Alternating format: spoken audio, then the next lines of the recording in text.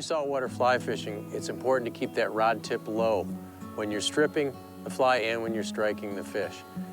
You have more control over the line when the rod tip is low. When you want to strike a fish, it's just one long strike, one long strip. It's called a strip strike. And then once you feel the fish, then you can raise the rod tip and play the fish. If you do have problems with raising the rod tip as you would in trout fishing, because it's a tough reflex to get out of, it's perfectly okay to put your rod tip right down in the water. That way, you keep that rod tip low, and you can't really strip strike. You can't really raise that rod tip because you've got resistance on the rod tip, so it really helps you to strip strike.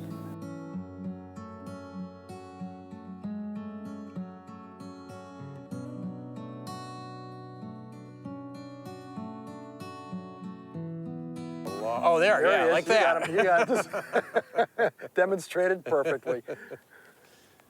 That's a little one. Actually, a real little one. It's nice to see that, Jim.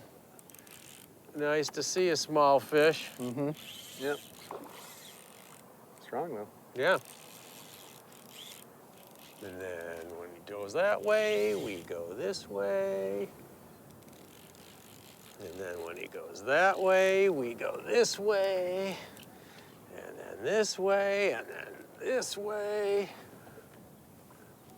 Being careful not to bring that leader knot inside the guides, because that can catch even a small fish like this can break your rod. So I'm gonna get a little slack here in my hand,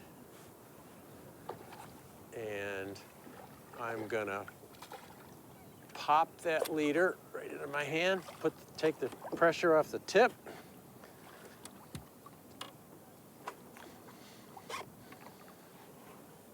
And your mouth. Give me your mouth. There you go, open it up. That's a boy. Good boy.